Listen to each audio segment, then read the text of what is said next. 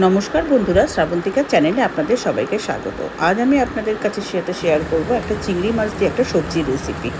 প্রথমে কড়াইটা গরম করে নিয়ে হাতে দিতে হবে কিছুটা পরিমাণে সর্ষের তেল। সর্ষের তেলটা গরম হয়ে গেলে তার মধ্যে জিরে ফোড়ন দিয়ে দিতে হবে একটা শুকনো লঙ্কা। যেই শুকনো লঙ্কা জিরেটা একটু ভেজে হবে তখন তার মধ্যে দিয়ে দেবেন ডুমো ডুমো করে কেটে রাখা একটা বড় পেঁয়াজ।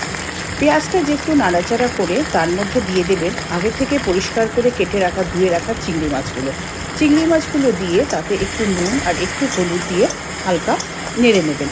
চিংড়ি মাছ খুব বেশি ভাজবেন না, তাহলে শক্ত হয়ে যাবে। যেই চিংড়ি মাছটা হালকা ভাজা হবে তখন তার মধ্যে দিয়ে দেবেন কুমড়ো আর আলু।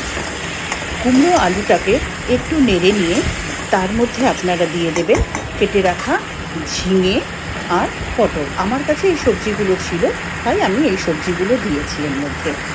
দিয়ে একটু নাড়াচাড়া করবেন, নাড়তে নাড়তে ওর মধ্যে দেবেন একটু নুন আর দেবেন একটু হলুদ আর নুন দিয়ে ওটাকে ভালো করে নাড়বেন।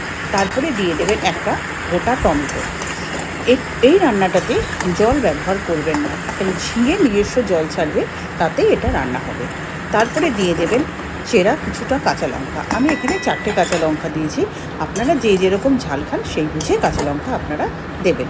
নিয়ে ওটা দিয়ে নাড়তে নাড়তে গ্যাস কমিয়ে রেখে এটাকে রান্না করতে হবে। নিজস্ব জল ছেড়ে নেবে। যেই সবজিগুলো সব সেদ্ধ হয়ে আসবে তখন তার মধ্যে দিয়ে দেবেন একটু ভাজা মশলা। এই ভাজা মশলাটা আমি বাড়িতেই বানাই। জিরে, ধনে, শুকনো লঙ্কা শুকনো খোলায় ভেজে গুঁড়ো করে রেখে দেবেন। তারপরে দেবেন একটু চিনি। আমি একটু চিনি দিই রান্নায়, আপনারা যারা চিনি পছন্দ করেন না তাদের চিনিটাকে স্কিপ করতে পারেন, তাতে কোনো টেস্টের কোনো তফাৎ হবে না। আর মেন ইনগ্রিডিয়েন্টস যেটা হলো এর মধ্যে দেবেন সেটা হচ্ছে আমি কিছুটা চিংড়ি মাছ ভেজে রেখে সেটাকে পেস্ট বানিয়ে নিয়েছিলাম।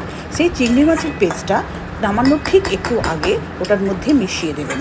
মিশিয়ে কিছুক্ষণ পর এটাকে একটু ভালো করে ফুটতে দেবেন। ফুটে একটু মাখা মাখা হয়ে আসলে রান্নাটা আপনার রেসিপিটা রেডি হয়ে যাবে। চিংড়ি মাছটা বেটে আমি দিয়েছি, তার কারণ হলো এটাতে টেস্টটা অনেকটা বাড়িয়ে দেয়। আপনারাও একবার ট্রাই করে দেখবেন, টেস্টটা অনেকটা ভালো লাগে। এখানে এখন লোকাল যেসব কাটোয়ার ডাটা পাওয়া যায় সেই ডাটাও আপনারা এর মধ্যে দিলে টেস্টটা ভালোই হয়। আমার কাছে ছিল না তাই আমি দিইনি। আমার এই রেসিপিটি যদি আপনাদের ভালো লাগে প্লিজ লাইক, শেয়ার এবং সাবস্ক্রাইব করবেন। ধন্যবাদ।